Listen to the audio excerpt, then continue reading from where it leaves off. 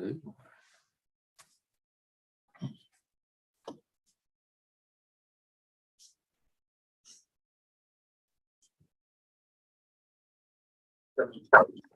Okay.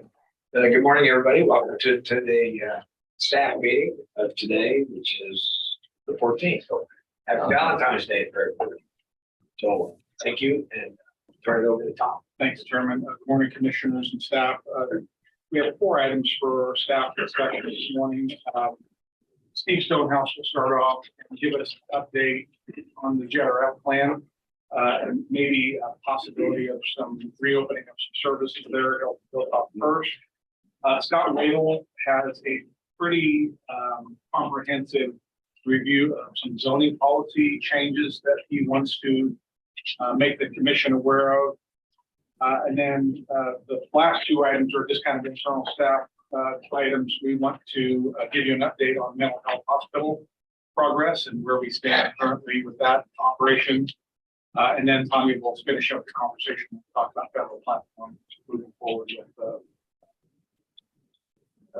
forming that and getting that ratified by the commission. So with that, Steve, you are up first.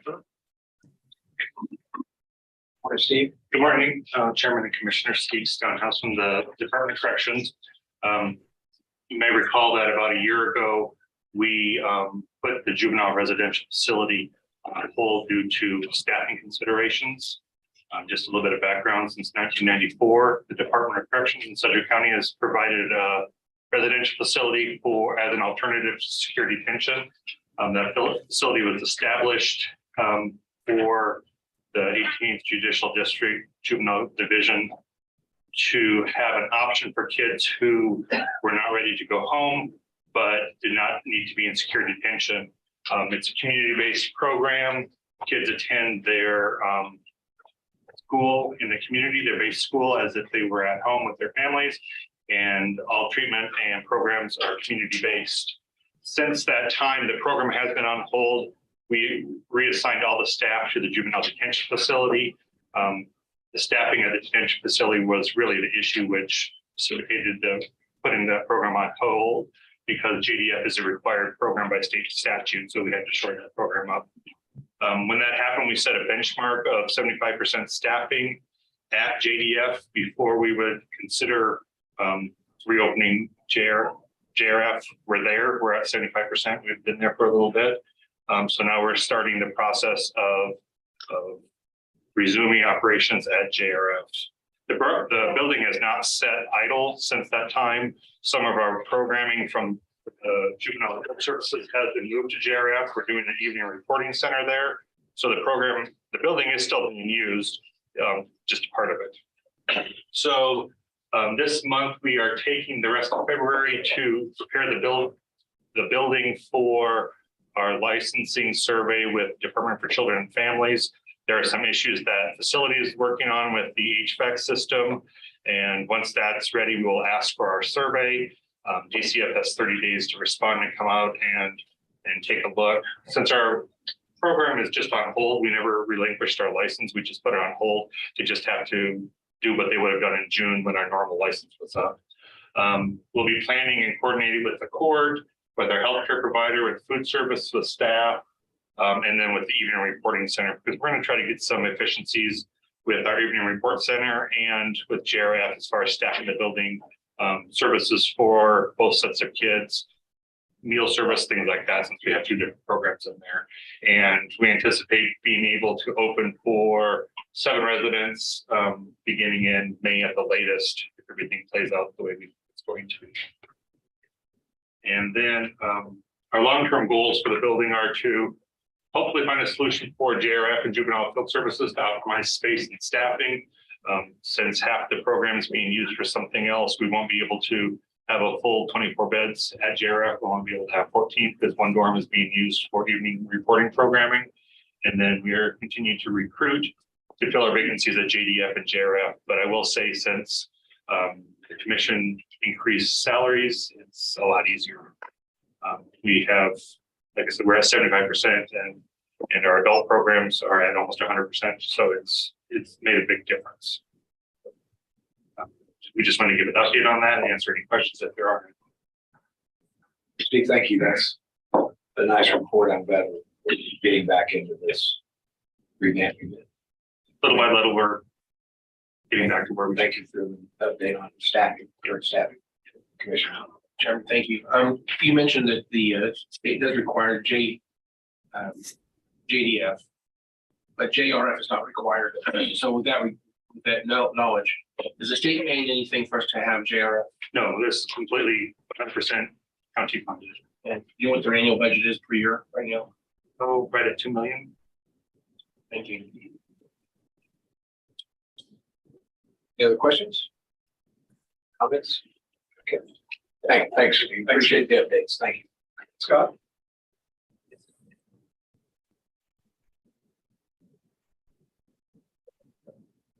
Morning, Scott.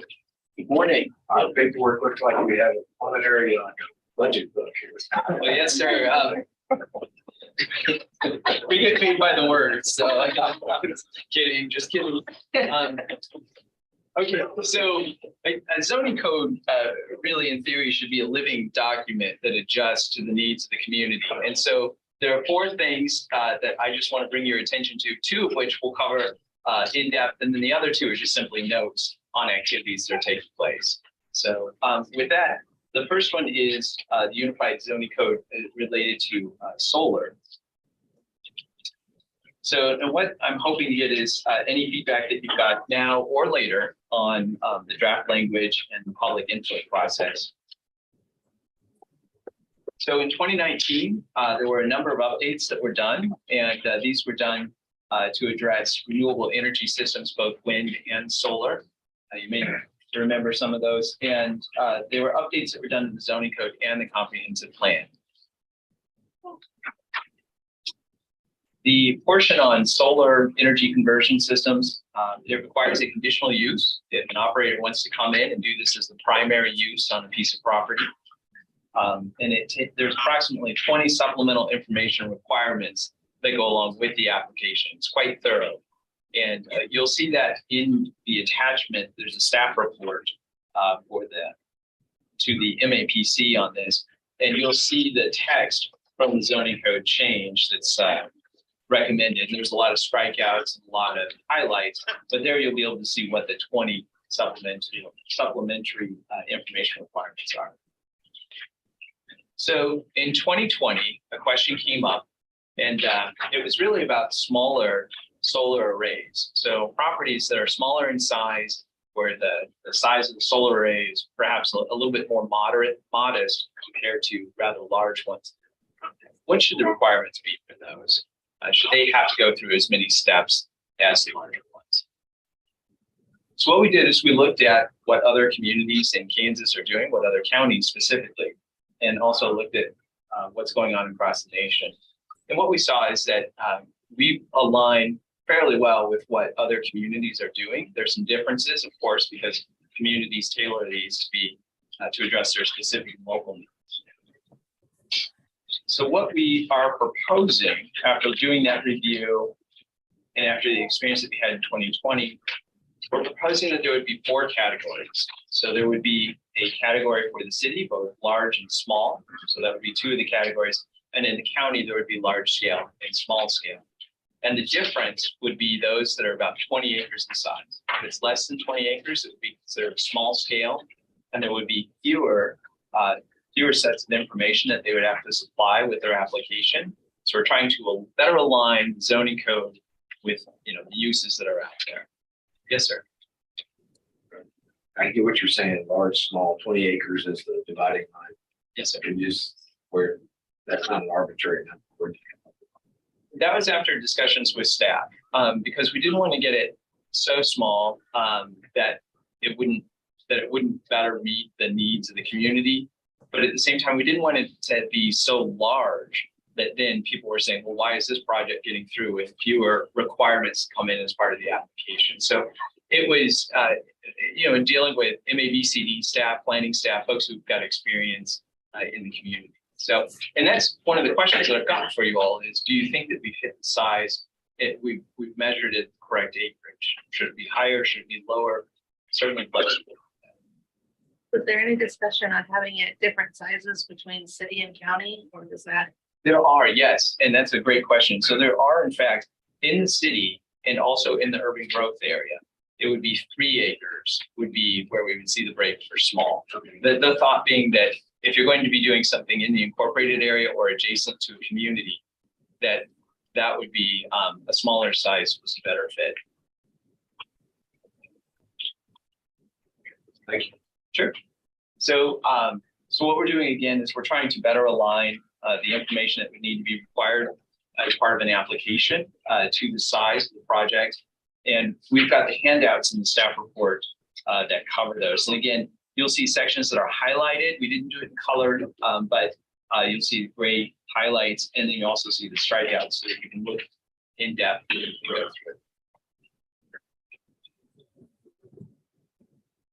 So in addition, I wanted to talk to you about the review process, and specifically my question for you is, would you like this information in this review to go to your CABs for them to review? And I don't need an answer right now, but that's a question I'd like you all to consider and just let me know. The other question that I'd like to bring up to you is, should we proceed with this process at this point in time, or should we put it on hold? And the reason why is because there's the potential for a solar application to come in that is of quite some size. And I don't want, I just want to make sure that folks don't get confused between the two processes. So again, don't need an answer today, but just a question that's come up as we've been considering this. And also, if there are any additional stakeholders that you'd like to see consulted, more than happy to go out and chat with them. So that's what we're here today for, is to get your feedback. And again, don't need it right in this meeting, but if you've got any thoughts afterwards or questions even, please let me know. Yes, sir. Thank you. I appreciate it, Scott and Charles, on the update. You've been working on this for some time. As far as providing feedback, yes, I do on it, my citizen advisory board. But when you talk about other stakeholders, I believe Sedgwick County Association of Cities would probably a group that we probably need to address, because this is going to affect a number of cities as this moves forward. Yeah, I've got notes on those. And I agree that we don't want to hurry this process along, but we want to make sure that we touch all of the different people that are involved before that we make a final decision, even though you do have a pending case that might happen before that. We're going to have to live with what we've got today. And what I would assure you all is that the size that's been discussed with that project would well exceed the 20 acres. So this would not impact them. As the commissioner has indicated. Thank you, Mr. Chairman. Yeah, maybe further comment, expanding on Commissioner Lopez. So within the city, which is always done, you're doing the same theory that's 3 acres limits. That's correct. Yes, sir. So a home that wants to put something on the roof. That's an important distinction. I'm glad you brought it up. Okay. So this is if the property is primarily going to be used for solar energy generation. So if it's something like a homeowner was going to be doing it, that would be considered an accessory use, and this does not apply. So they don't have to submit a huge application with all this information. So, All right. Okay. great question, and I'm glad to cover that. Other question for you? Just to get really technical, is it 28, is it equal to, and is it greater than equal to, or is it less than equal to? Well, I'll have to, so you get It tagged. says exactly 20 acres, what is? In the staff report on page 3, there's the definitions of solar energy conversion system. It's the proposed definitions. And it says large scale in the city and the urban growth areas would be more than 3 acres in size. In the county, large scale would be more than 20 acres in size. So 20 acres exactly will not be, not triggered. That is correct. It could be more than 20 acres in size. Okay, yep. So the equal sign ones with this. Second of all, you mentioned earlier, you said something about conditional use. Is that current? It It's is. currently, so there's Yes, sir. conditional use already today. That is in place. Yep. I guess when did that happen in 2019 with the Yes, sir. then It did. discussion? For some reason I've left that in my memory. Probably because it was so much fun. No, it wasn't. We were focused on the wind issue. I mean, in our defense, the wind issue was really the thought. And so I didn't realize that this had solar mixed into this. I'm just curious, what's the nature of the conditional use? If it's what's the concern? Say someone has 25 acres and wanted to make a solar array. What's the concern when it requires a conditional use? Well, some of the things that they cover are what's going to be the impact to the roads, traffic, transportation. Also, let's see, what are some other things? Wildlife, flooding, what's going to happen with the equipment after the useful life? Should it be abandoned? How does that get addressed? Visual Setbacks, screening.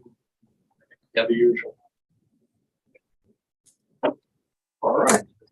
Thank you, Chuck. Yep. I'm sorry, one more thing. Apologize, I keep thinking through this a little bit. The city is automatically part of this because it's a joint plan. So That's correct. city of Wichita, this could affect their growth in a lot of areas. So they need to be involved. But the other organization that really cares about economic development is GWP. You may want to bring them to it. And you are also talking to other utility companies out here like Evergy, Hills. We will add them. We've not explicitly communicated with them, but we'll definitely add them to the information list. Yeah, or at least with Andrew Day, maybe they can determine the body of whole and just a few. Sure. Yeah, no, great. All right. I think we're ready to move on. Yes. Thank you.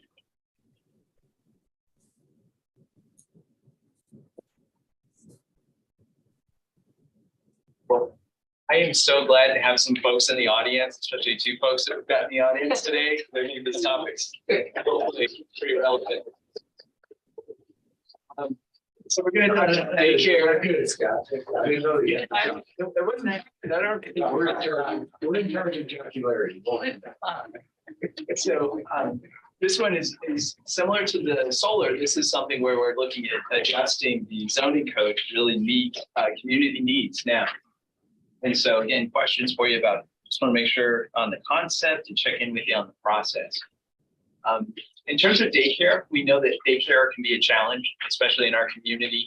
I've got some anecdotal stories on that, but there's been a number of stories that have been published within the last couple of years. And the zoning code has a role in daycare. So daycare, general and daycare limited are two definitions that are in the zoning code, which means that those uses are regulated by zoning. And also the zoning code addresses home occupation. So in terms of daycare limited, so daycare limited can be operated as a home occupation with no more than 10 individuals that they're taking care of at a time. And that number 10 is really important. Also, home occupations, we know that home occupations can be a little bit touchy sometimes because it's in the zoning code. We know that it's been an issue in the past of people operating out of their homes, businesses, and what are the impacts that take place. So as you're considering this item, just consider also the impacts. We think that there's a balance here. So the effects that happens is that daycare limited is allowed by right in all zoning districts. Daycare general, which is the ability to have more than 10, it depends on a conditional use in most residential districts. Also, in terms of employees, home occupation generally allows you to have just one person who's providing the daycare service, and they can have a backup, but they should not have two individuals that are there at the same time.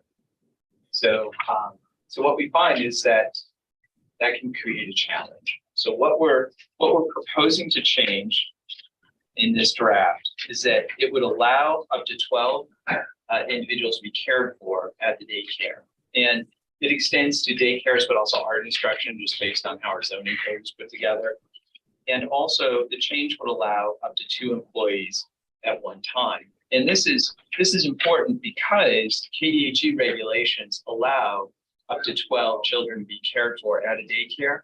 So our zoning code is more restrictive than the KDHE regulations. And so by making this change, it'll better align with those KDHE recommendations. And also having the 2 employees at one time, we know that that's an important feature in terms of having coverage. And what if someone gets sick, those types of things.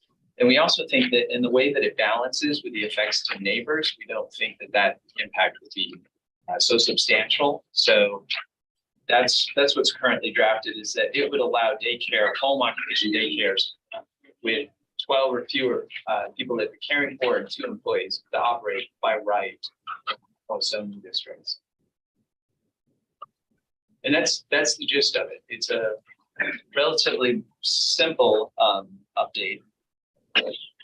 And where we are is, I'm curious from you all if you would like to have this come to your cabs, or if you're comfortable moving forward with it. Also, the other stakeholders again, like us.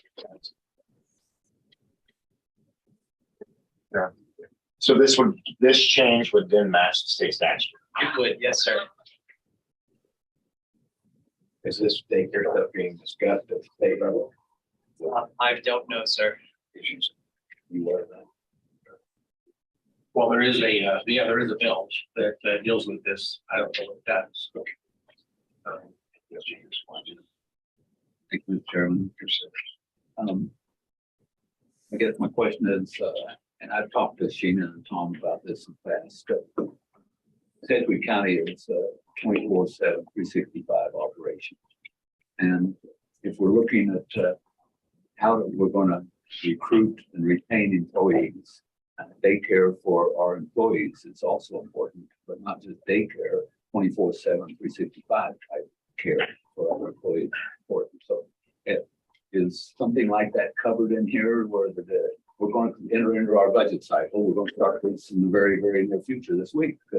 And as we move through the budget cycle, if this is something that the commission feels strongly about, does this cover anything that we would, or would you have to make any changes to this in order for us to implement a daycare for Sedgwick County employees? Yeah, in terms of direct ties to Sedgwick County, like contractually or regulation, no. But I believe that it would have a direct impact in the long run. And the reason why is because we're really talking about supply here, and increasing supply of daycare slots is what this would accomplish. So in that way, if that's done at a home occupation, perhaps maybe those are even more flexible in terms of those 24 hours.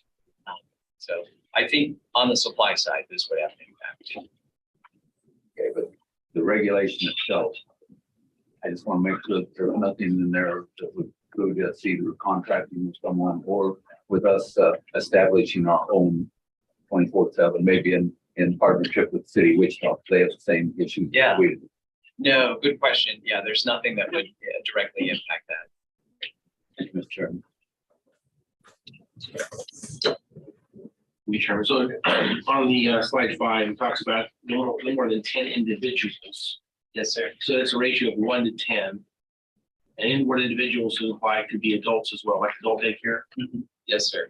And then what's proposed is up to 12 pupils. Could this pupils be adults or infants? Could be anything. 12 is the ratio is 1 to 12 now. Yes. And up to 2 employees by right.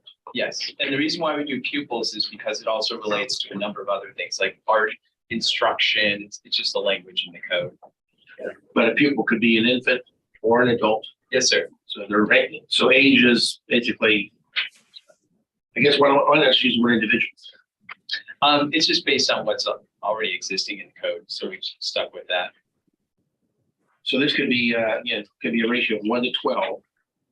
They can have up to 2 employees. They're not counted in that. So again, without having the conditional use, they could have, and 3 adults watching 12 children would be 15 people. Is that correct? 3 adults.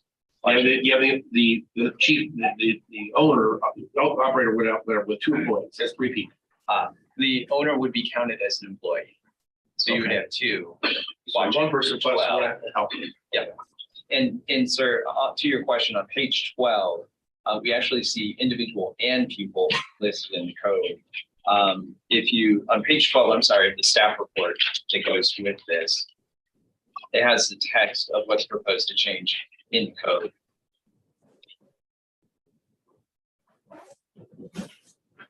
So hopefully that's helpful. So once again, it can be a ratio of 2 to 12 or 1 to 12. Yep. And if it was 2 to 12, you have 14 people by right. Yep. That's right. Now, one thing to keep in mind too, and that I haven't mentioned yet, is that KDHE regulations, the number of children that you can be caring for also depends on space. So it is possible that KDHE regulations could be more restrictive than the zoning. Yes. So assuming you have space, you can have up to 12. But they can license it for however they want up to 12 without conditional use. And if you wanted to, if you had the space and the licensing, and you want to look at the conditional use process, you can have more than 12. Yes. Okay. Yes, sir. All right. Thank you. Everything.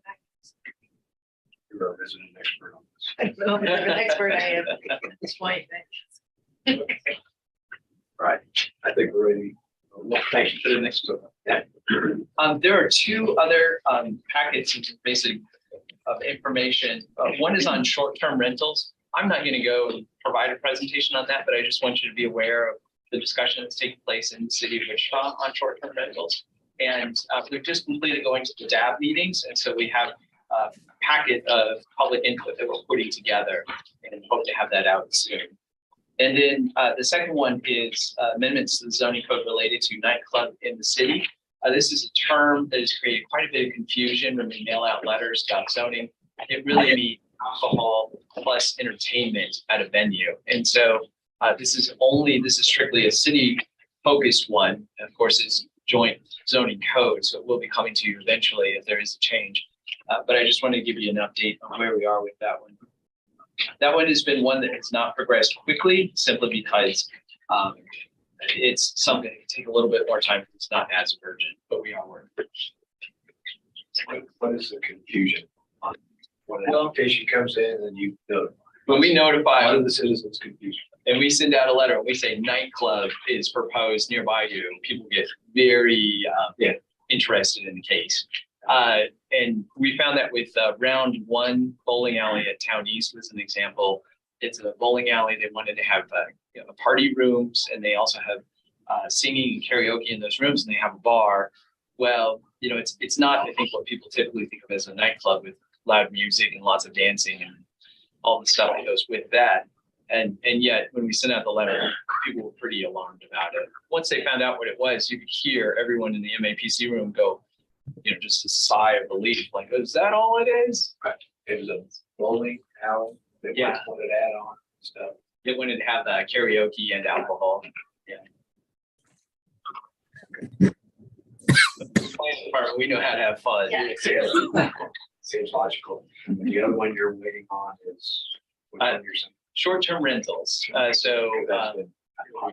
It has been, yes. This is the Airbnb and those things. It's, yeah. So quite a lot of discussion.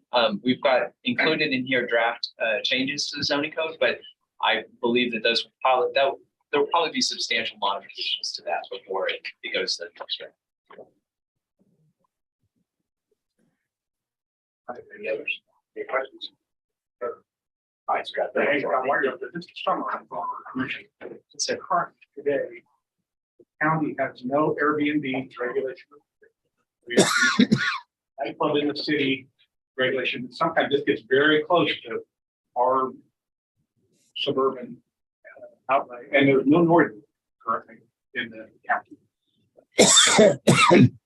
Look to JR and Kurt. Yep, people are nodding their heads. Yep. So then you want feedback later that if you want to take these items to the cabs and Yeah, specifically just the first two. The later two are really city items. And I think with the discussions and where they're at in the city, it might be something if you wanted to reach out and talk to someone directly there, but I just want to give you a heads up because this joins in here. any other questions? Yeah, thank you, Chairman. And the urban growth area doesn't impact the regulation of nightclubs or No, that one is based on city limits. City limits. Yep. Thank you. On the short-term rentals. Yes. This is a joint code. Yep. If they're going to limit the number available, would that just specifically be in the city of Wichita? It would, yes, that's what we've, So the language, how will it affect the county if the language changes on the number of short-term units? it would not affect the county other than, you know, the city's part of this, So but unincorporated county wouldn't They will affect. spell out. That is correct. And to give you more confidence on that, you can see that in the draft text of the staff report. Thank you. I think we're all right. Thank you. Thank you. Scott? Right, that brings us to the update on the mental health hospital process. So let me, everybody's going to take a shot here at some point, but let me just kind of give you the history of how this kind of all started, and kind of bring us forward into where we're at today, where we think we're moving in the future, that the commission wants to alter or modify this. Staff needs to hear it today. So the sheriff brought up years ago the confusion and some of the complexity he was running into by only having 2 state-run hospitals for psychiatric evaluations and examinations, neither of them local. That got worse over the years as those hospitals reached capacity or capacity longer. Where now in his system and in the justice system in general, there are undue delays to process people to get them to move through other phases of the criminal justice system. So the sheriff actually championed this many years ago. For at least the last 3 years, it has been at the top of our platform, something to get done in Sedgwick County. The sheriff, of course, is after a faster turnaround, more efficient justice system, less transporting for his people to drive, across the state to take people. And it's better for the clients if there's a local solution here for evaluation and examination. So that, I think that's the reason that he championed and the commission has supported that for the last few years. In the last year or two, we have been getting questions, and back in the day when that was discussed, it was the money. So we talked about it, but nothing could really transpire because of funding. In the last couple of years now, there's been money. So we've had, and I think you've all at some point been approached by South Central delegation legislators asking us, the county, what's the plan moving forward? When are we going to get this going? And I think that it became clear to us, county staff, and I think the commission to some degree, that we're going to have to take the lead on this to some degree to get the project through to fruition. So we've kind of embraced that. Last year when the state opened up LOIs for Spark monies, state Spark monies, we put in 3 requests, this being one of them for the build cost, the capital cost to build a state mental hospital here or rehabilitate an existing structure, some type of solution to enhance bed space. It is the only one of our 3 requests that still has gravity today. Our other request was for money for crisis center and one was for workforce development for mental health professionals. Neither of those, as far as I know, have any gravity in the Spark world at state level today. In November or October, I can't remember when, Commissioner Dennis, who was the chairman at the time, testified in front of a special committee on mental health beds that was headed up by Carolyn McGinn, Senator McGinn. And he laid out an overview of the plan for the county and he, in a very high level, talked about some model where the county could receive those dollars from the state, build this thing, and then turn it back over to the state at the end. That was the first time I think publicly maybe that we talked about that. And that got some gravity with that particular group. We had asked for 50 beds. I think the group was supportive of that, but then wanted us to build it in such a way or develop it in such a way that it could develop into maybe up to 100. They think there was a little bit more need than what we were proposing. The current status today, as you all know, the KDADs last year in their 22-23 budget put $15 million in for increased bed capacity for psychiatric care. Currently, KDADs has been given $66 million of the Spark money with the instruction that some of that 66 million needs to go toward this project to make this a reality in the Sedgwick County footprint for increased psychiatric hospital capacity. That number being thrown out to us, and Tim can talk about this a little bit more in detail, is around 25 million more. So the 15 million in budget, a 25, which is not a done deal yet, but seems to be headed that way. And then in the current KDAS budget for 23-24 proposal, another $15 million. So there's money out there to move this progress forward. So there, at staff, we have talked a lot about this, and there are some gymnastics here on how we logistically can pull this off. We've never quite done this kind of project before in the county. And there's 4 challenges that I want the specific staff to talk about. Number one, I want Tim to give us just an overview of his conversations with KDAS the last at least year, and it goes even before that. It's just to give you a flavor of kind of what the conversation between the State Department and local government. I want Justin to talk about, maybe let's go out of order. I'm going to have you last. First, then we'll have Lindsay talk about financial challenges in regard to county finances and ARPA dollars, which is now part of this package, and what that could mean, what barriers are there maybe for county staff to overcome. I have time to talk about building and remodel project management on a proposal like this, where we've got state monies doing it in a county. And then we'll finish up with Justin kind of cleaning up from a legal perspective what our barriers are.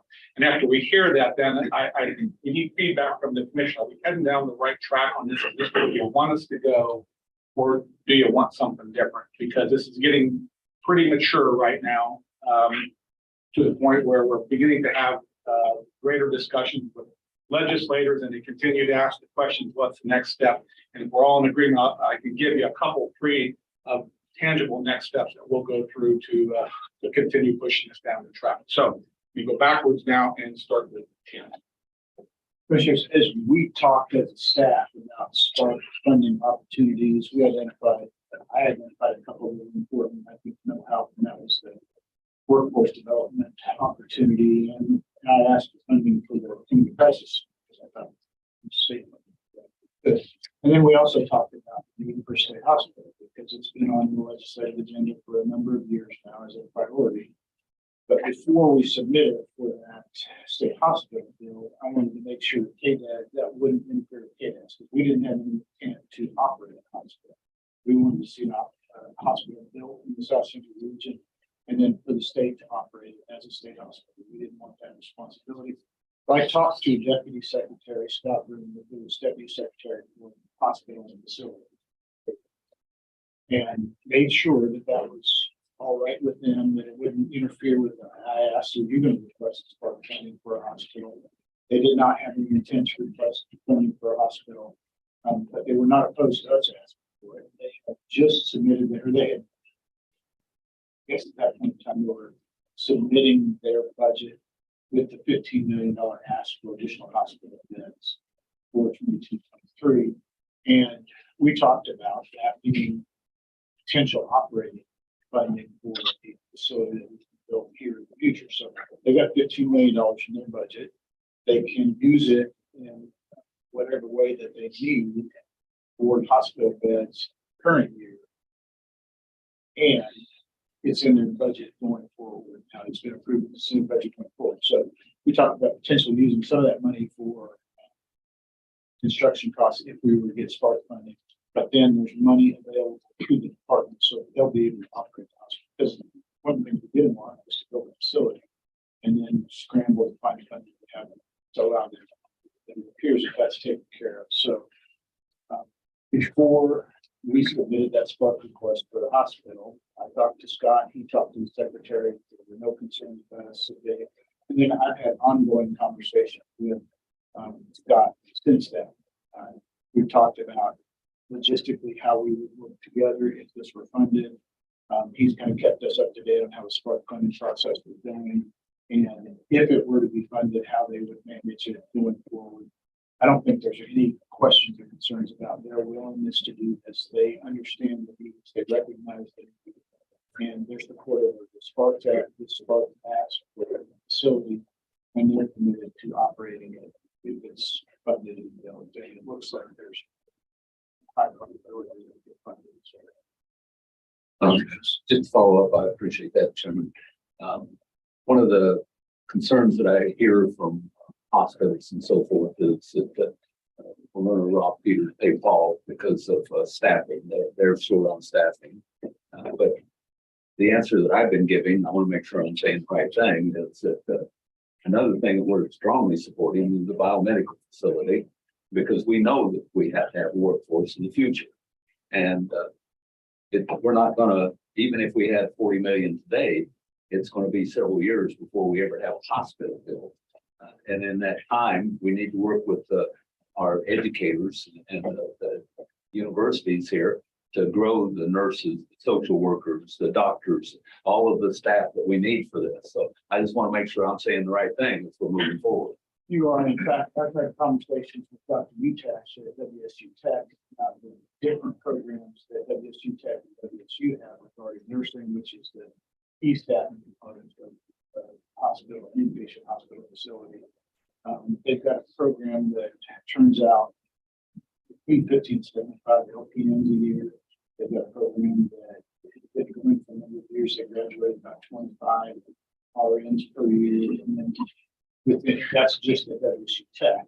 And then at WSU, they've got a BSS program that graduates about the same number. So I think as they continue to turn out nurses, it's going to be the state's responsibility to capture those folks. But I think there's a nursing education opportunity here that's probably unique to, certainly don't have a hospital. So there's much better chance that there's nursing capacity here than there would.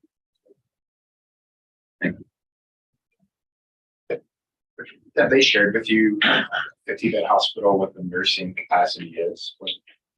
Yeah, I don't. Are we talking 25, 500, 200 nurses? No, I think it's probably in the hundred. Before we submitted, to make sure I understood what we were asking for, I talked to Robin Sedgwick, and so the numbers that she gave me, I shared with Scott.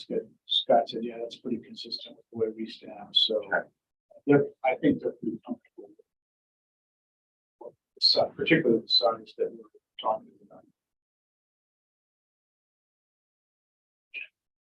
Sure. So just curiously, that $15 million, does the state have that in their budget somewhere?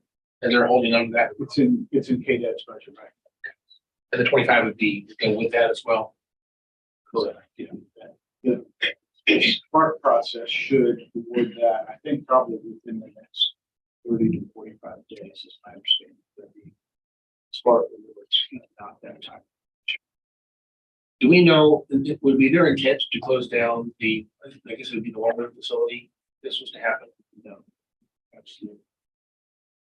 We don't know, or we We know that they would not close. They would not close it down. And then the state understands they have so this is all capital. $20 million is all for capital to create the facility. And so they'd have operations money for basically forever in the budget. Do they know what that number would be? So right now, it's that $15 million. It's in the budget. So I guess my only concern is, I think this is a great report. My concern is I feel like there's parts of this that seems like they think that we are doing more than I think what we intend to do here. I don't think we're not going to find a place to build a building. We're not going to design the building. We're not doing those things. It's completely done by the state. We Yeah, let's go through the rest. That's what I want to do this. Okay. All right. Yeah. Commissioner Lopez. They have 15 million now and then another 15 million for 23-24. If we for some reason don't get the SMART, we still go forward with this project, knowing that we have 30 million available. It's going to take 2 years to build a facility anyway. I mean, is that possible? I think it's going to be problematic. And let's go through the presentation. We're poised and ready to start a process here, on a capital process that, and then with the only good news in that is with the SMART money comes time frame too, which Lindsay will talk about. If it was all GF money, we wouldn't necessarily be under that time constraint. But I don't know. Our estimate on if the solution is new build, our estimate when we applied for SMART was 40 million. And you'll hear this over and over when we're talking about capital projects, everything gone up 20 to 30%. So I'm not sure that 40 is accurate anymore. Could be 50, we don't know, we'll have to get into the system. And if you take that money away, then that makes sense. Yes. Thank you, Mr. Chairman. I guess following along the same path on build and so forth, the biggest question that I keep getting asked, and if you remember during that discussion I had with Senator McGinn's team, they said, where is it going to be built? Well, again, it's a chicken and egg situation. You can't go out, we can't turn procurement loose, we can't form a team, and we need a team to decide what we need in an RFP if we go out for it. So we're going to need architects, we're going to need engineers, we're going to need a lot of people, attorneys, finance people, our on-call realtors or somebody like that to form a team to decide what even goes into an RFP, because we can't just put an RFP out on the street. This process has to be open and transparent every step of the way so that everybody knows what we're doing. But again, getting back to the chicken and the egg, I can't tell you where it's going to go because we haven't formed this team, and you can't form this team because we don't have any money. We can't put an RFP out if there's no way of funding it. So really, the funding is step one. Once we get through that funding process and we know that there's funding for the future, then we can form this team, then we can get an RFP out, then we can be transparent and everybody knows what we're doing, and we can come up with all kinds of different solutions that, again, we'll go to our CIP folks and they'll make a decision. They will begin and bring it to us because we'll be the ones that are controlling funding.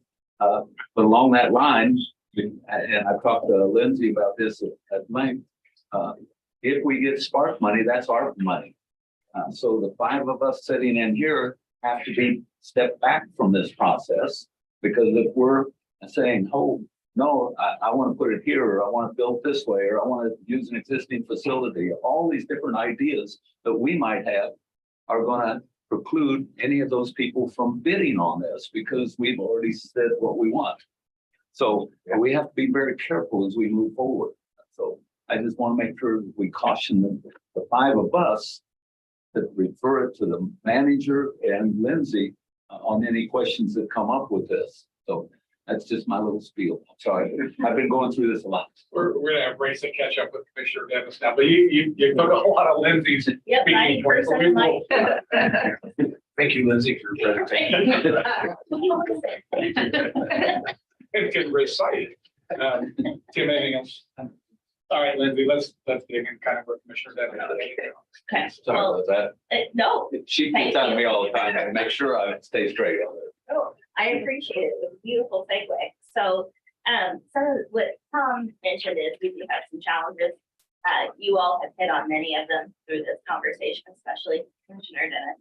But, some of the concerns that we see is, yes, this is ARPA funds. And because it's ARPA funds, it comes with a tight timeline where all of our contracts have to be entered into by the end of 24, and construction and payment must all occur by the end of 26 with those ARPA funds. Now, we do have the 25 million in theory that we have submitted our proposal for.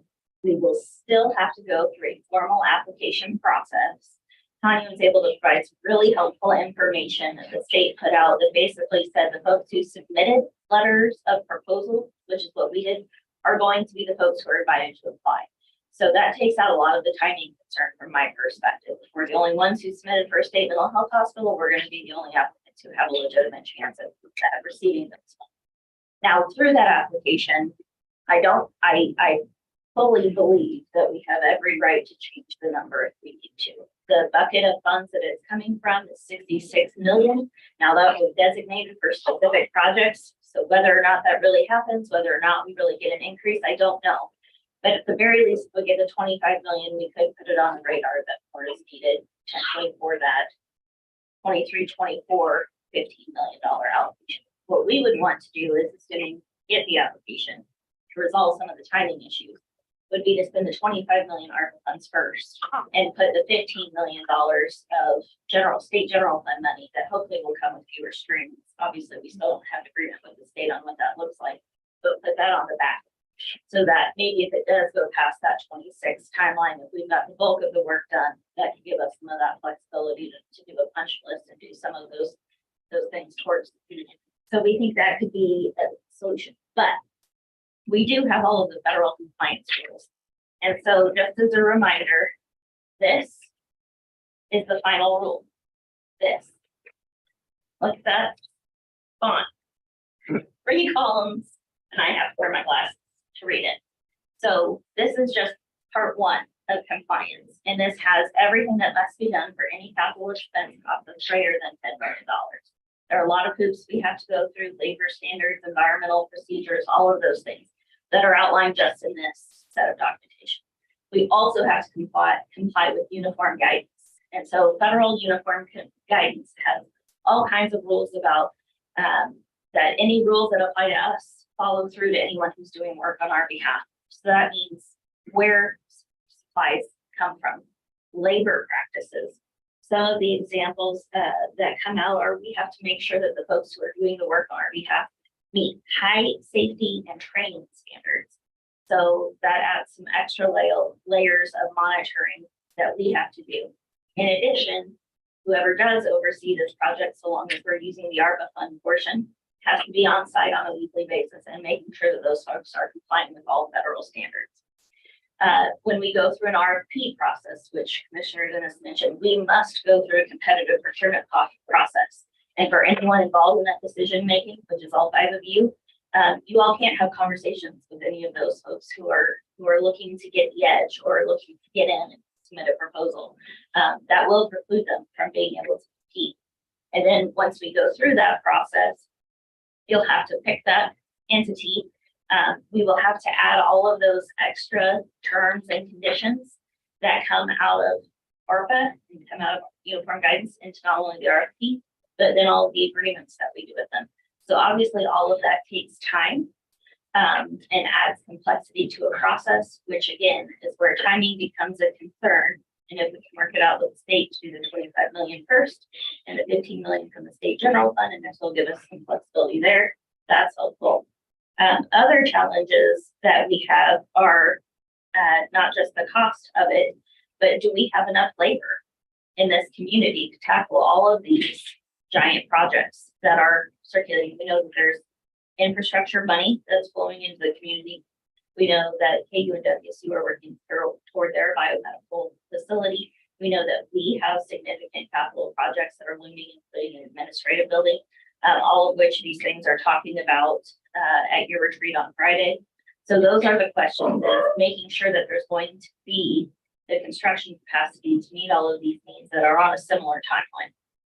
So making sure that we're doing our due diligence and thinking through that. And then one of the other issues that we would want to talk about as we go into this project and as we seek funding from the state is staffing capacity. There's not really any one of us, I think, at this table that has been through a process of building something with federal funds. And so there's going to be some learning for us, but we're going to want experts to consult, whether that be finance, whether that be, if there's a construction project manager who we can engage with, who can help us. We can't contract away our responsibilities or obligations that are ARPA. So even if we hire these folks, we're still responsible for them. And that's a really important consideration that we have. And then of course, whatever expert legal advice that we need to come in, again, people who are used to dealing with federal construction contracts.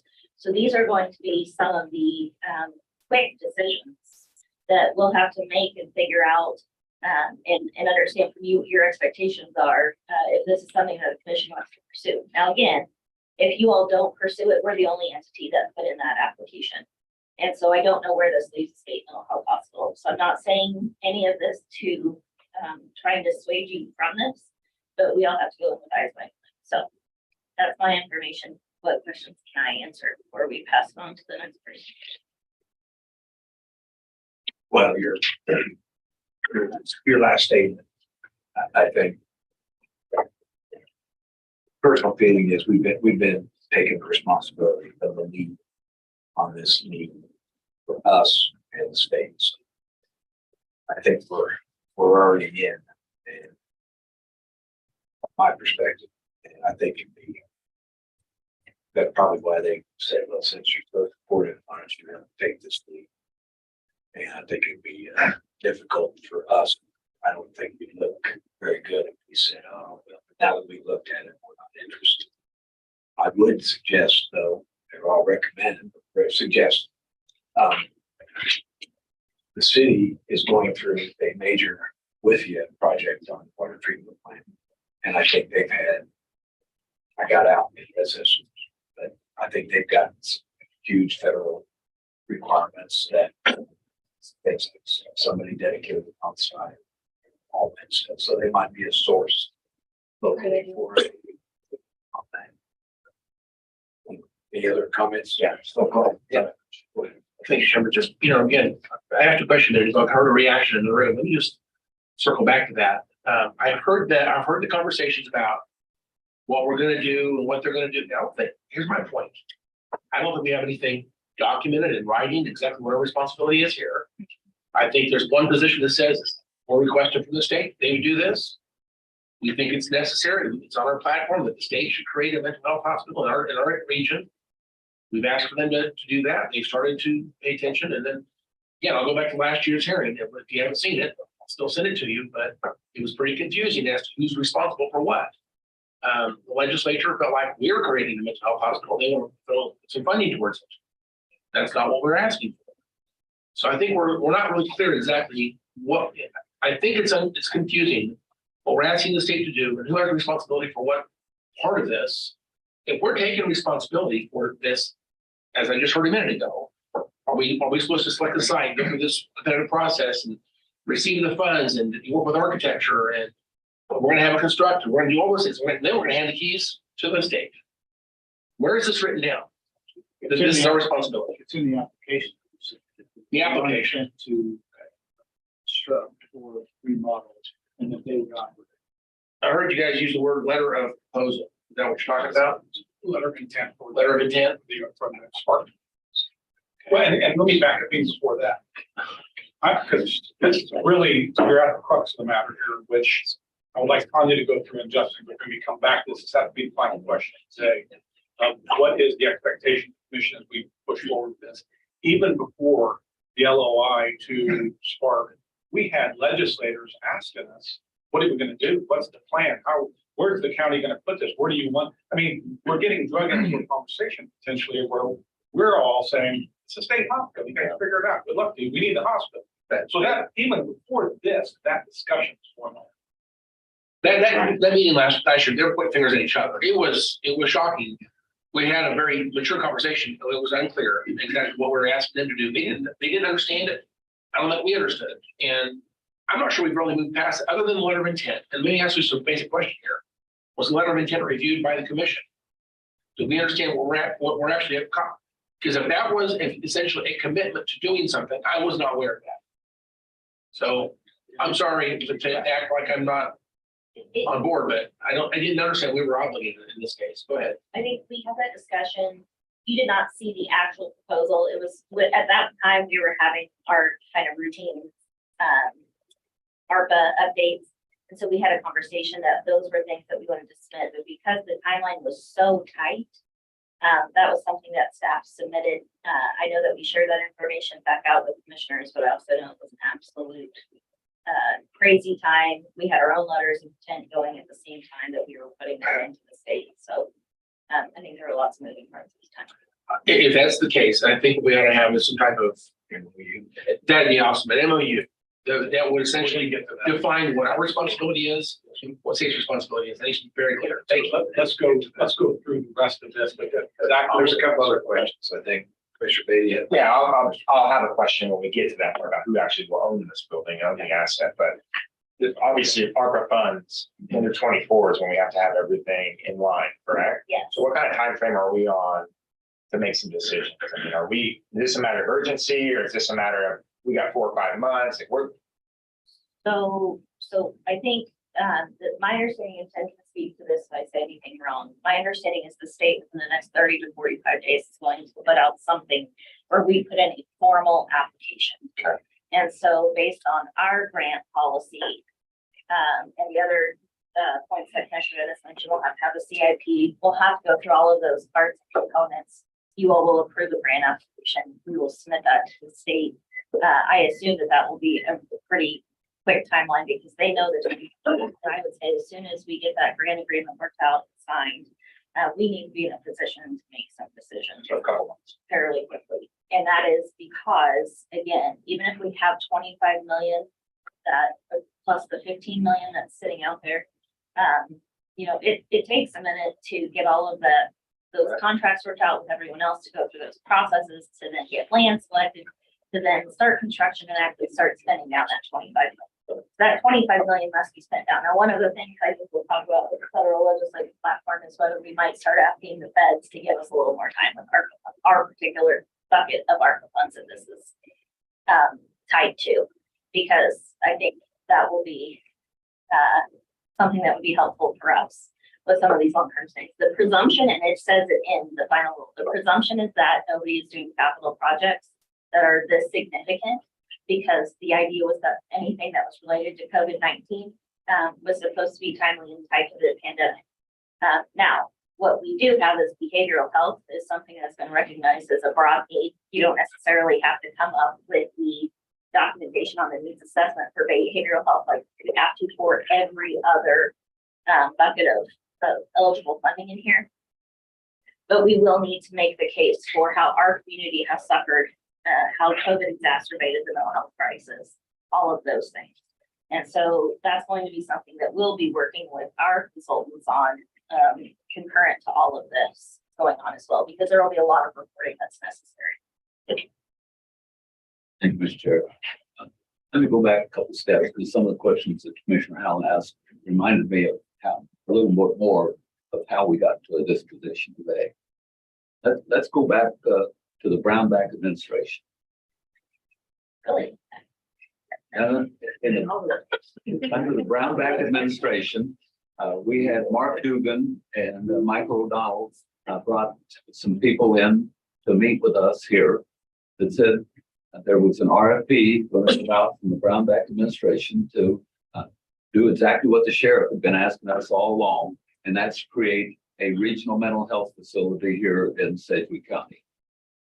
And we had discussions with the people that were looking at trying to get into this contract that was coming out of the Brownback administration. And that we had an election. The result, Governor Kelly took over. That RFP never came out, but the need remained. The sheriff kept pushing that need. And actually, the way that we really got started in talking about this was that RFP back then when the state was going to do it. But then when the state backed away from it, that's how Sedgwick County got involved in that. So I just wanted to go back and give you a little bit deeper background on how we got to this point. This governor for Brownback. You're not gonna go there. Oh, yeah, so Dana, she took office in January 2019. To be clear, it's 2019 when this happened, the year before the pandemic started. Yeah. Wasn't that long ago. Brownback was left in 2016. So Collier was basically a couple of years there. So all right, I don't know. Any other questions? Then we move on to the next. Okay, Commissioner, so once we receive funding for this, we would treat this like any county CIP project. So we would engage on-call architects, which we have 6 of. We have one particular on-call architect that has experience in hospitals. So that's the architect that I'm looking at to engage for this project. So we would start a design process, and that would start with programming. Out of the programming would come what we would be looking at for square footage and what we would be for size. So once we have that information, after that, we would be able to engage our on-call real estate broker for site selection. And with that site selection, we could be looking at land, or we could be looking at existing facilities. And so after that, then we start the process of, if we're looking at a new build, we would be going down the track with the on-call architect of schematic design, design development, and then essentially putting out documents, construction documents for build. during that process, we would want somebody from KDADS to be engaged with us throughout that entire project. Because we don't know how to build a mental health hospital, so we want somebody with that expertise to engage through this process. I think that's all I have, unless you have any questions on that, but I mean, that's typically the process that we do for CIP projects. And ultimately, we get to the RFP. Yes, yeah. Yeah. Yeah, once we put that out, as I said, the construction documents, that would go out for RFP, request for bid.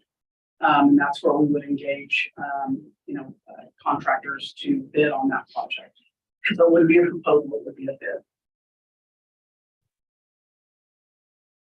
Sounds like steps.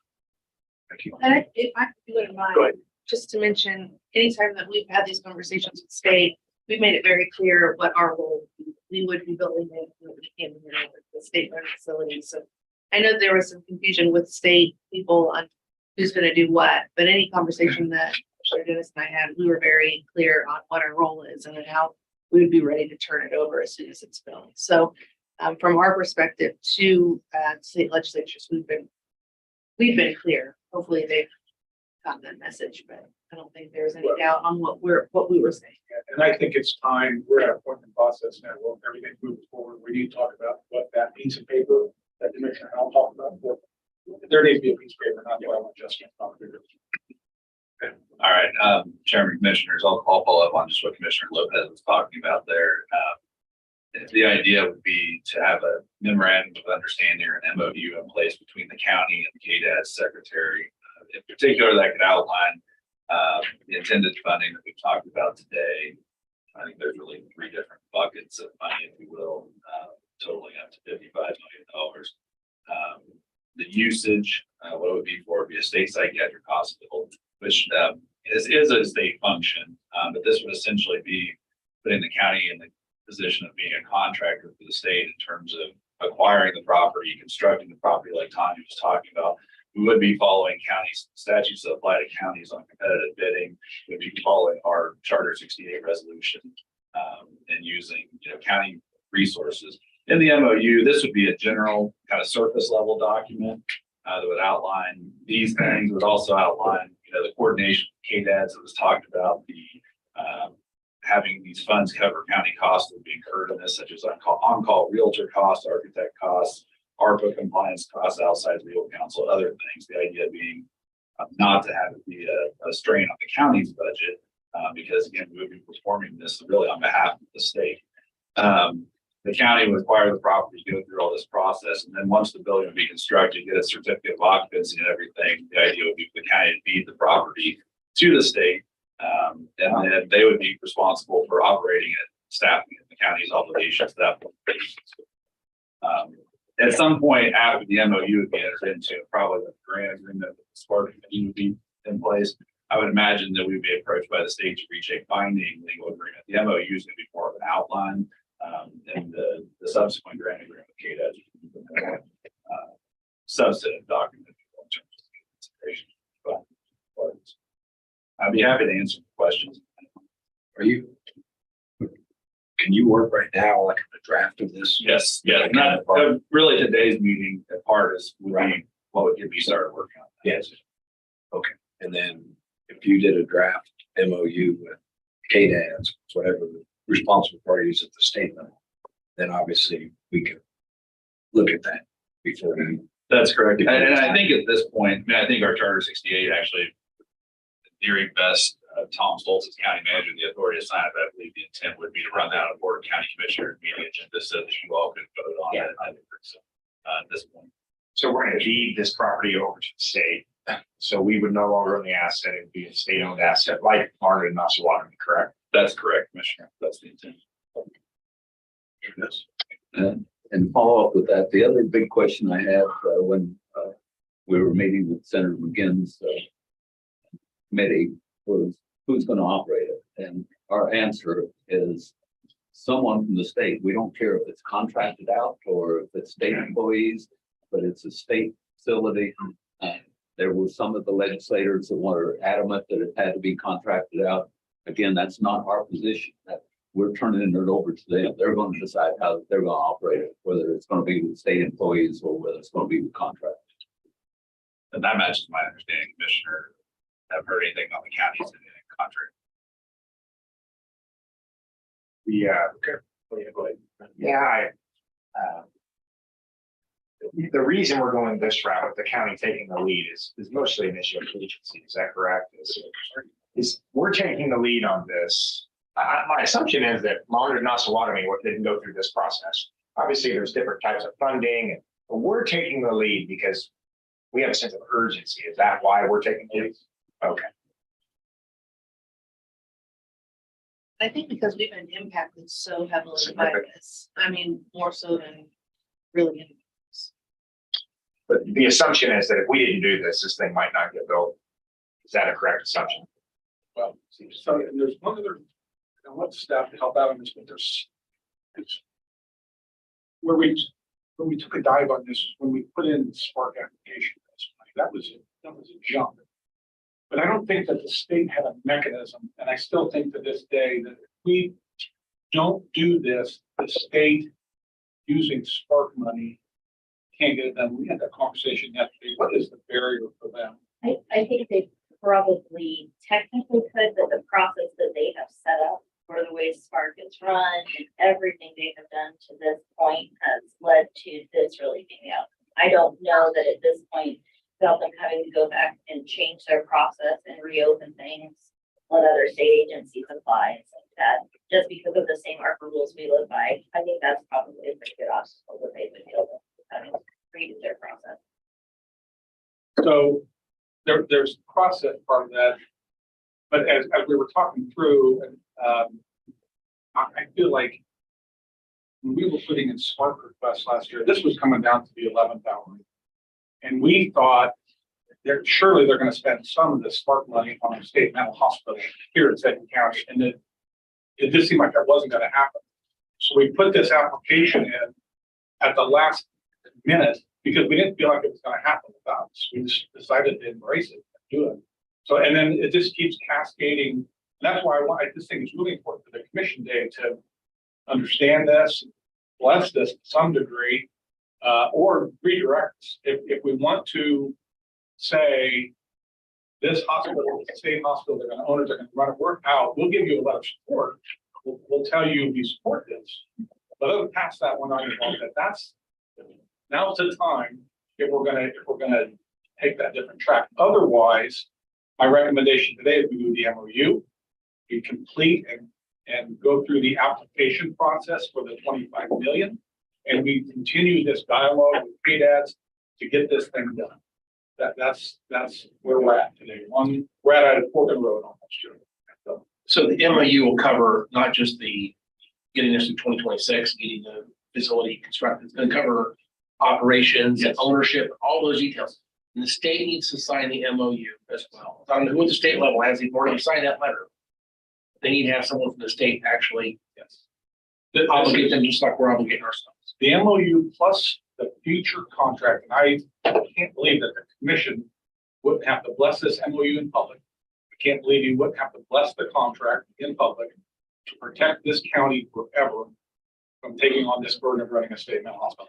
That's where I'm at, is trying to protect the county moving forward on this forever. Without their signature on an MOU, I think we're stuck. In other words, there's urgency. If you hear about urgency, I think we can make the next step without their signature on an MOU. We would both agree to. Yeah, I think that is the next step. I think this MOU today is that's the two steps we identified as, let's get this moving, MOU, and let's go through the application process, but that has to happen. Otherwise it becomes potentially a stopping point for the county. I don't know if this is the way to do this, Rob. I think the only way to really obligate the state is to put this in statute. Well, KDAD has authority. Go ahead. And I was going to find Commissioner Howe that in looking through the statutes, there are very specific statutes on the two existing facilities, the catchment areas, what they're referred to as. So, I think you're correct, but a lot of those statutes are once the place is up and running. So I thought it might be more of a budgetary matter than a statutory matter until the place is actually constructed. Because I hadn't thought of that for future years. We probably would need to suggest and have on our platform legislation to recognize the facility that we constructed in Sedgwick County. But until it's operating, most of the statutes that I'm aware of at this point, at least we're dealing with where the people go who are being voluntarily committed, what counties they come from for each of the facilities and things like that. I guess what I'm saying is, long term, this has to be in a yearly appropriation in their budget.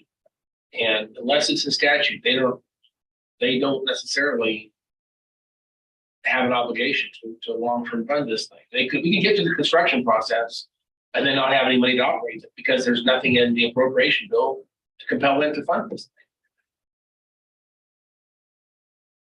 And I guess if there is a thought that we should have something, some legislation to do that, it's all late in the day. I know it's late in the day. This is why we had a conversation last, no offense to anybody in this room. Had a conversation in October, in November, December, and January, and February about having this in a bill. That's what the bill would do. That puts it in statute. That's the way to do this. You have to have a legislative bill. You gotta go through the hearing process. We can have an MOU. The MOU, ultimately, if it's signed by the governor, it doesn't matter if she's gone. I don't know what obligation she could put on the state of Kansas if she signs an MOU. It has to involve, MOU, it has to involve somehow contractually to where you get better protection from the county. And I think MOU is the next step to just move this thing along, but before we actually build something, or before we actually do something, I think it needs to all pass that. I think we would want a grant agreement in place as the basis for any kind of statute. And right now, we have no idea what that would. I think it gets us to construction. I would agree with that. I think long term though, I don't think you have a funding stream. Okay. We have to have some statute. And I think we have to have a bill that creates the obligation on the state to fund this.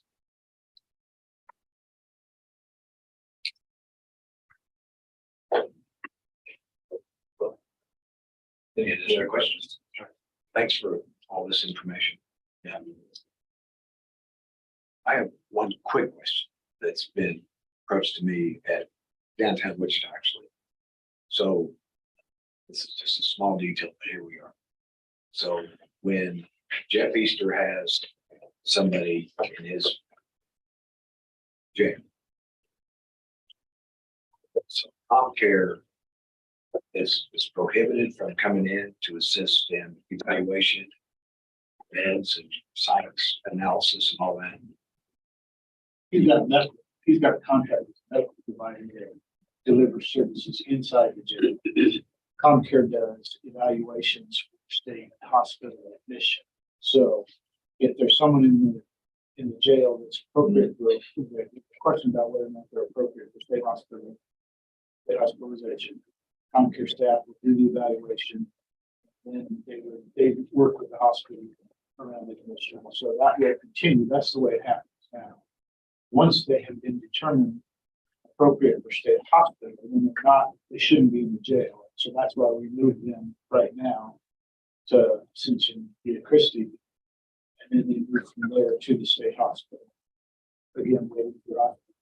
The other issue, though, I think is an issue for sheriff in particular, is competency evaluations. And those generally are done at the state hospital. So that's the holdup right now. He's got people that need, it's pre-adjudication. They need competency evaluation so that they can have their day in court. They go to Larned. That's where the hang up is right now. It takes a long time to get them into Larned. Once they're in Larned, it can take a long time to get them through that process. And that's one of the things that slows down the whole judicial process. Adding an additional site to do those competency evaluations, especially being here locally, should speed that process up. Right, any other questions? Thank you. Thank you. I want to make sure that I'm understanding. So two ways forward are MOU plus the application for the spark money, but the caveat that Commissioner Howe brought in, whether it's in this session or a future session, statutory provision which allows for funding to continue. That's what I'm hearing from you. And you can email me or if I'm sharing something. And maybe can you confirm, Tim, I mean, this KDAS, I assume has an annual budgetary request. It doesn't fall into that. Does it really need to be statutory or is it part of the KDA's budget process? I think, whatever, but I agree that we need to secure the future of past us, past governors. Okay.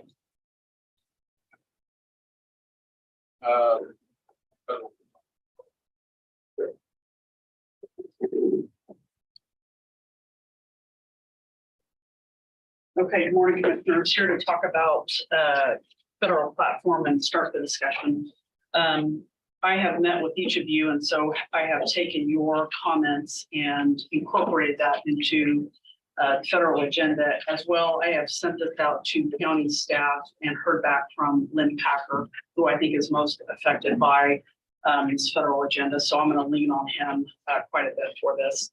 And so just looking, I'm just going to go through each of these individually, and I think we can go through this fairly quickly. Jim was not available this week. This is a NACO conference this week, so he was busy with several counties for the next couple of days, but he will be available next week if we have this back on to our staff meeting. Okay, so the first couple of items, we'll just go through this. The first one is, this is congressionally directed spending request, and these are passed on to Senator Moran's office, who entertains these. So the first one is ARC 95, and I think we went through this. This is in District 2 and District 5. We took a project off and incorporated ARC 95, so I don't know if you have any edits or anything you want to discuss on ARC 95 being included on this. If not, I'll move on to the next one. Okay, next one is Road 356. This is in District 3, so this is reconstruction of 151st Street West between 53rd Street North and Highway K96. Commissioner, I know that you had mentioned, Commissioner Dennis, I know that you had mentioned Half Mile Road on 61st Street, the ethanol plant. Lynn mentioned that this is a 2023 project, so that's why that is not included in here, because that's being worked this year. Okay. Okay, if there's no comments on that, I'll keep moving on. The next one is R348, that's reconstruction of the south half mile of 135th Street West between 53rd and 61st Street North, and that is in District 3. No comments on that. I'll keep moving on. And then the next one is support funding for the county's public safety preparedness warehouse and emergency operations center. Okay. No comments on that, so I'll keep moving on. Okay. The next one is the Amtrak extension. You'll see some highlights there in yellow. That's something that I am working with Chairman Meitzner on to get some better language there and some edits. So that will be updated. So any comments on that? Yes, Commissioner Dennis. I guess the question is mainly for Chairman, but from what I understood, that really the place that we're at today is between KDOT and ODOT, right? The federal funding is there. If KDOT and ODOT go out, then we're going to get cost shared, operated, and so forth from the federal government. What else do we need from the federal government? That's why, I'm not sure that's what part of my follow-up is, to see if this page is accurate. Is it really needed? I mean, if we're already mission accomplished, and you can just monitor the status. So that's a great question. And I'm sorry, I don't have the answer yet. okay, well, And and if it needs to be defined with a number or something like that, but Corey Davis and KDOT, because you're right, they are taking the lead on the application with ODOT and even TxDOT. So you're right. Good question. It may not be. okay. Well, the second part of my question is last year is and I look at these kind of as priorities.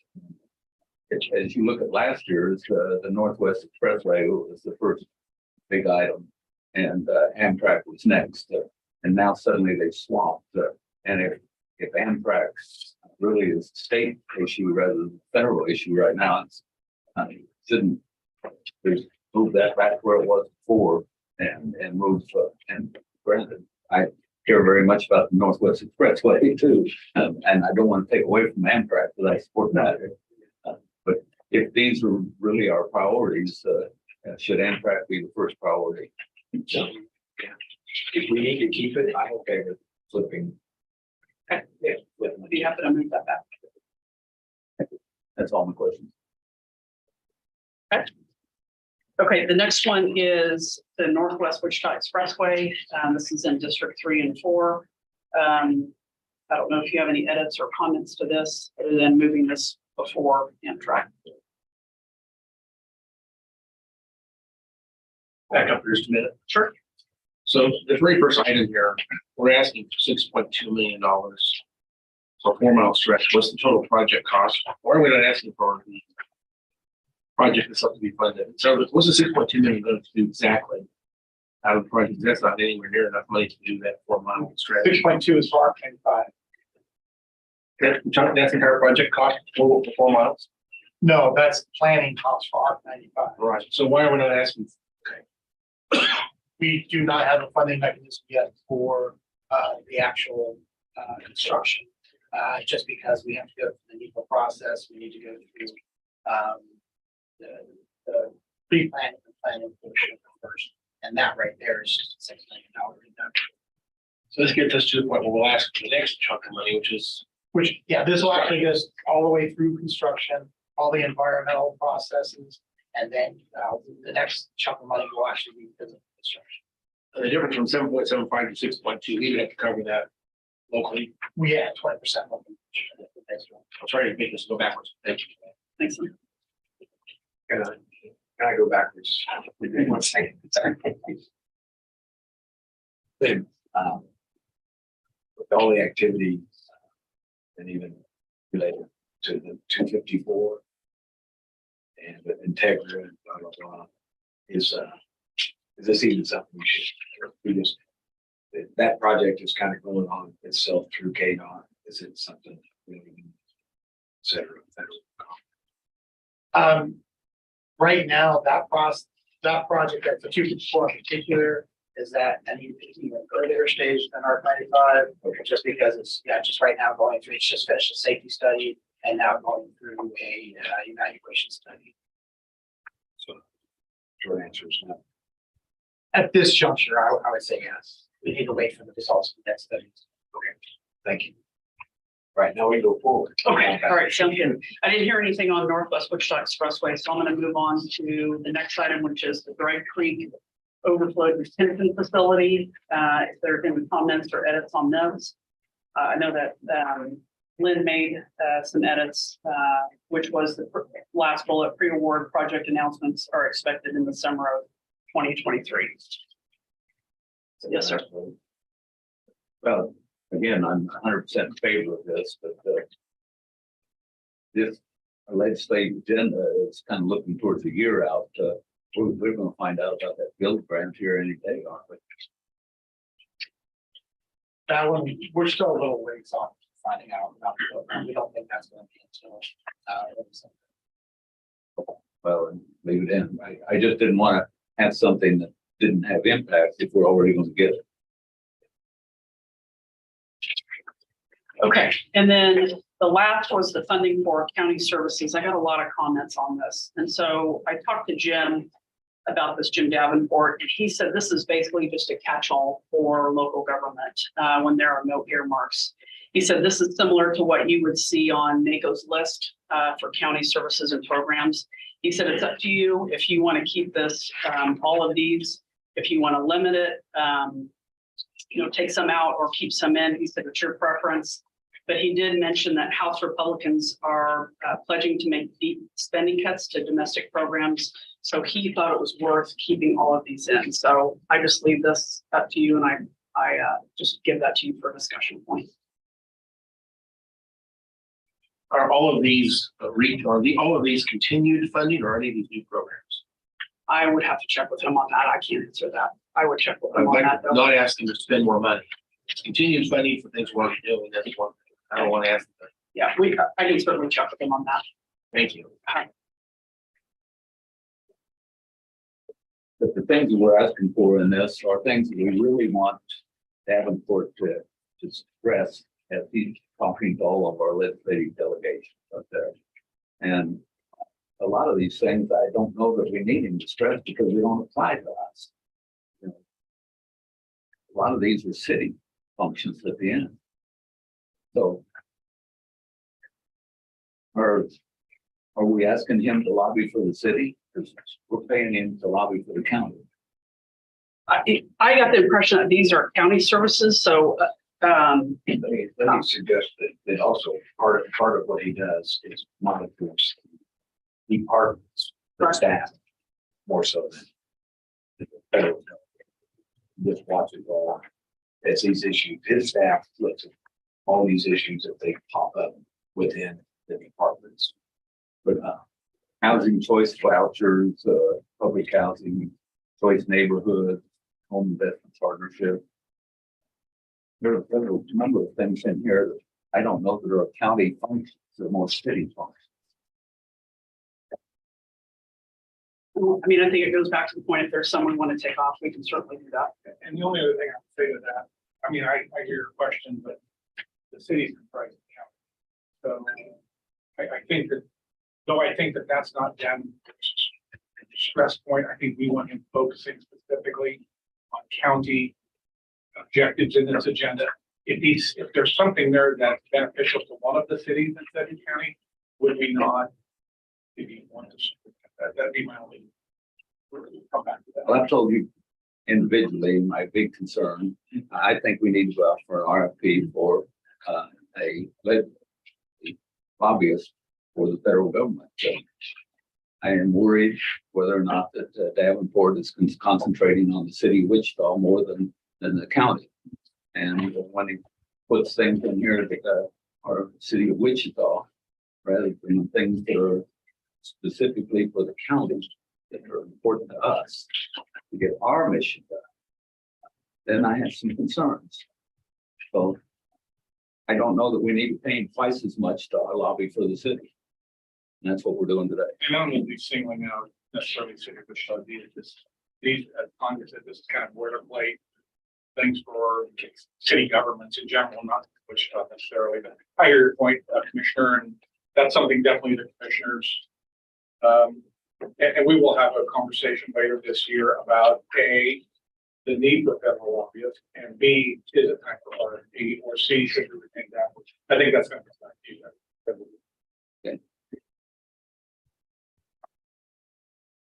Okay, I think what we'll do is I'll take, and the one thing that Lindsay mentioned is, we'll add to that is to see if we can extend the ARPA deadline. So we'll add that to this platform. I think the next thing we'll do is we'll try to get Jim on for staff meetings so that you can have a discussion with him on these, and if you have any additional questions. And then hopefully come back for adoption on federal platform, I think early March at a BOCC meeting. So I think the only other thing that I wanted to add was tomorrow we have the lunch in Topeka with the South Central delegation.